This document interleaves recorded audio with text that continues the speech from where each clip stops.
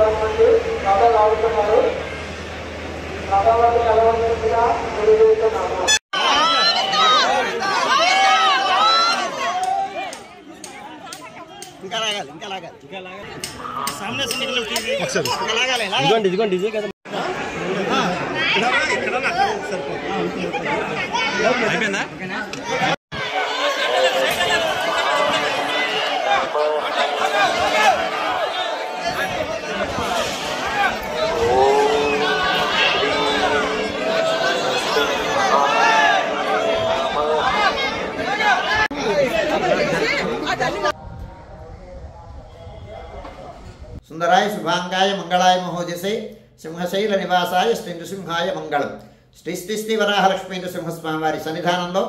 చైత్రశుద్ధ ఏకాదశి మంగళవారం ఆశ్లేష నక్షత్రం ఏప్రిల్ 8వ తారీఖు యథావిధిగా 4 గంటల నుంచి సుప్రభాతం 4 గంటల నుంచి 4:30 గంటల వరకు సుప్రభాతం అయిన తర్వాత 4:30 గంటల నుంచి ప్రాతరారాధన ఆరంభమవుతుంది సుమారు 6:30 గంటల వరకు ప్రాతరారాధనలో భాగంగా నిత్యవేద పారాయణం ఉపనిషత్ పారాయణం దివ్య ప్రబంధ సేవాకారం అనంతరం ధూపసేవ సమయంలో చతుర్వేద పారాయణం శ్రీరామాయణం భారతం భాగవతం విష్ణు పురాణం క్షేత్రమాహాత్మ్యం వరాహపురాణం శ్రీభాష్యం భగవద్ విషయం మొదలైన గ్రంథాలన్నీ పారాయణం చేయడానికి ఉపక్రమిస్తారు అనంతరం బాలభోగ నివేదనం అయిన తర్వాత మంగళాశాస్త్రం చాతుర్వర్గోష్ఠి తీర్థ వినియోగం అయిన తర్వాత చుట్టు సన్నిధుల్లో మంగళాశాస్త్రం పూర్తి చేసుకున్న తర్వాత సుమారు 6:30 గంటల నుంచి సర్వదర్శనం ఆరంభమవుతుంది ఇవాళ స్వామివారి యొక్క ప్రాతివర్షిక కళ్యాణ మహోత్సవం ఏకాదశి దాని సందర్భంగా దానికి కావలసినటువంటి పూర్వరంగ రచనమంతా జరుగుతుంది ఈ పూటంతా అంటే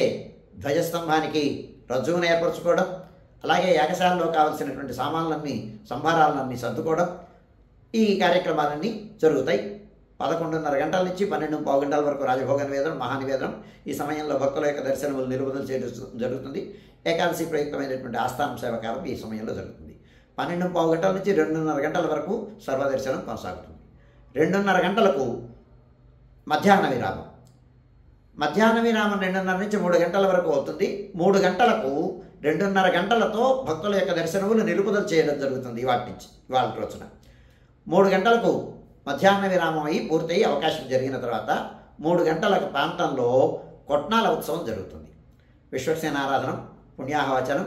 అలాగే ఉలూకలానికి ముసలానికి ఆవాహనం జరుగుతుంది అయిన తర్వాత కొట్నాలు పసుపు దంచడం కార్యక్రమం జరుగుతుంది అదైన తర్వాత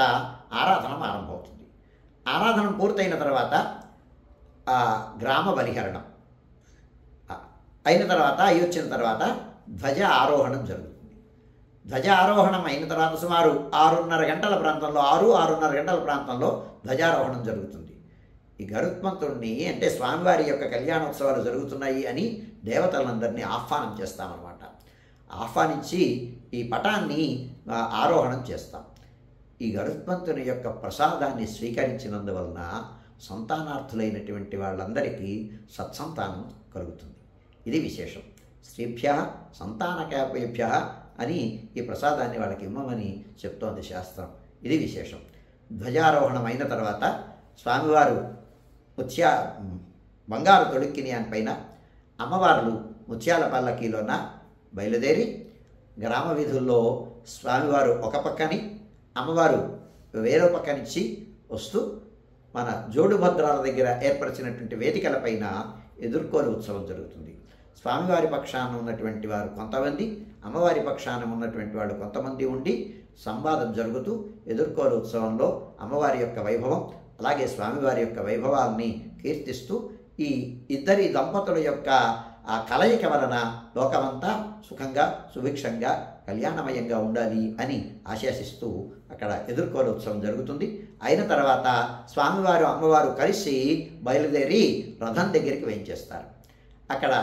రాజగోపురం, ప్రధాన రాజగోపురం ఎదురుగా ఉండేటువంటి ఆ యంత్రం ఎదురుగా రథం ఉంటుంది. ఆ ఏర్పరిచినటువంటి రథం పైన స్వామివారిని వెంచేపు చేసి సుమారు 8 గంటల ప్రాంతంలో 8 నుంచి 8:30 గంటల ప్రాంతంలో అలంకరణ జరుగుతుంది. 8:15, 8:30 మధ్యలో రథోత్సవం ఆరంభమవుతుంది. ప్రప్రథమంగా ఆ ఆనువంశిక ధర్మకర్తలు అయినటువంటి రాజావారి యొక్క దర్శనంతో వారు ఆ కొబ్బరికాయ కొట్టడంతో రథం ఆరంభమవుతుంది, రథోత్సవం ఆరంభమవుతుంది. అదైన తర్వాత రథోత్సవం పూర్తి చేసుకొని మన సుపథ మంటపం దగ్గరికి వచ్చిన తర్వాత స్వామివారిని అమ్మవారిని మళ్ళీ బంగారు తొడుక్కిని పైన వేంచేపు చేసుకొని కళ్యాణ వేదిక దగ్గరికి వేంచేపు చేయడం జరుగుతుంది. మన ప్రధానమైనటువంటి కళ్యాణ మంటపం అంటే ఉత్తర రాజగోపురానికి అవతల ప్రాంగణంలో ఉండేటువంటి యజ్ఞ ప్రాంగణం ఉంది కదా, ఆ ప్రాంగణంలో కళ్యాణ వేదిక దగ్గరగా స్వామివారి వేంచేస్తారు. అక్కడ స్వామివారి అలంకరణం 10 గంటల నుంచి 10:30 గంటల మధ్యలో స్వామివారి అలంకరణం అవుతుంది. అయిన తర్వాత 10:30కి కళ్యాణ మహోత్సవం ఆరంభమవుతుంది.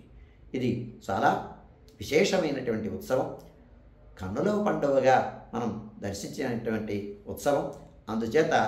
ఈ ప్రాంతంలో ఉత్తరాంధ్ర ప్రాంతంలో ఉండేటువంటి భక్తుల ఎదవేర్పు శ్రీ సింహాద్రి అప్పన్న స్వామి. అంచేత అందరూ వచ్చి స్వామిని సేవిస్తారు. చాలా చూడదగ్గ సన్నివేశం ఇది. అందుచేత ఈ కళ్యాణ మహోత్సవం సింహాద్రినాథుడంటే లోకానికంతటికీ చింతలను తీర్చేటువంటి వాడు, మన యొక్క ఈతి బాధలన్నీ దూరం చేసేటువంటి ప్రభువు స్వామి నృసింహ ప్రభువు. అందుచేత రండి, స్వామి యొక్క కళ్యాణ మహోత్సవాన్ని సేవించండి. ఆ ఆది దంపతులైనటువంటి వరాహలక్ష్మీ నృసింహప్రభు శ్రీభూ సమేతుడైనటువంటి ఉత్సవమూర్తి గోవిందరాజస్వామి యొక్క చిరుదరహాసాలకి మీరు పాత్రం కాండి, స్వామి అనుగ్రహాన్ని పొందండి, జని చరితార్థం చేసుకోండి.